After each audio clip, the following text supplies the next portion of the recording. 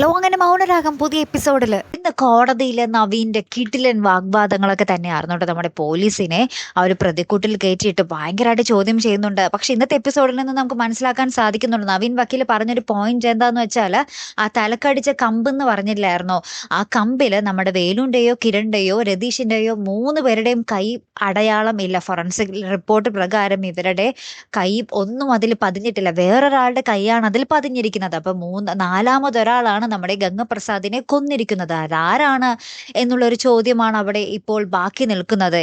എന്തൊക്കെ ട്വിസ്റ്റുകളായിരിക്കും സംഭവിക്കാൻ പോകുന്നത്. അപ്പൊ ഈ ഒരു തെളിവ് വെച്ചിട്ടാണ് നമ്മുടെ നവീൻ അവിടെ വാദിച്ച് ഇവരെ 3 പേരെയും ജാമ്യത്തിൽ ഇറക്കുന്നത്. അപ്പൊ ആ ഒരു കേസ് ഇപ്പോ വിലയില്ലാതായി പോയിരിക്കുകയാണ്. അപ്പൊ നമ്മുടെ പോലീസുകാരൻ ഭയങ്കര വാശി കൂടിയാണ് പിന്നെയും പോരിക്കുന്നത്. തന്നെ ആ ഒരു പ്രതിക്കൂട്ടിൽ നിർത്തി പൊരിച്ചതിന്റെ ദേഷ്യം മൊത്തം ഉണ്ട്. അപ്പൊ അയാള് ഇതിന്റെ പ്രതികളെ കണ്ടെത്തിയേ ഞാൻ മടങ്ങൂ എന്നും പറഞ്ഞ് അയാൾ ഭയങ്കര വാശിയിലാണ്. ഇപ്പുറത്ത് എല്ലാവരും ഭയങ്കര ഹാപ്പി ആയിട്ടിരിക്കുന്നു.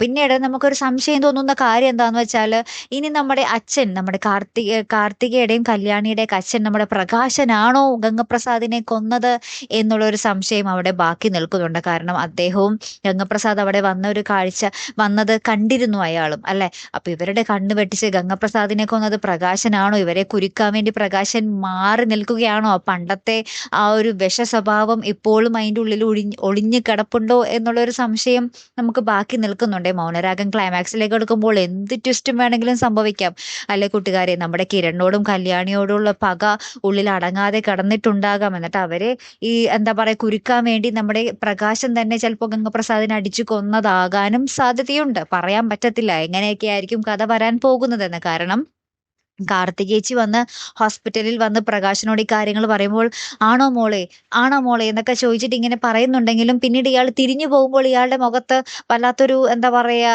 ഒരു തൃപ്തിയില്ലായ്മ, ഒരു സന്തോഷമില്ലായ്മ കാണുവാൻ സാധിക്കുന്നുണ്ട്. ആ ഒരു എക്സ്പ്രഷനിൽ നിന്നാണ് ഇനി പ്രകാശനാണോ കൊന്നത്, ഇവരെയൊക്കെ കൊടുക്കാൻ വേണ്ടി പ്രകാശം മനഃപൂർവ്വം മാറി നടക്കുകയാണോ എന്നുള്ള ഒരു ചോദ്യം വരുന്നത്. അവരുടെ മുന്നിൽ വെച്ച് ഞാൻ കുറ്റം ഏറ്റെടുക്കാം മക്കളെ എന്നൊക്കെ ഭയങ്കര അഭിനയിച്ച് പറയുന്നുണ്ടെങ്കിൽ കൂടിയും അതിൻ്റെ ഉള്ളിലൊരു വില്ലൻ ഇപ്പോഴും ഒളിഞ്ഞു കിടപ്പുണ്ടോ എന്നുള്ളതാണ് ചോദ്യം കേട്ടോ. നിങ്ങൾക്ക് എന്ത് തോന്നുന്നു? ഒന്ന് കമന്റ് ചെയ്യണേ. കാത്തിരിക്കാട്ടോ. അപ്പോൾ അടുത്തൊരു വീഡിയോയുമായി വരുന്നത് വരയ്ക്കും ഗുഡ് ബൈ.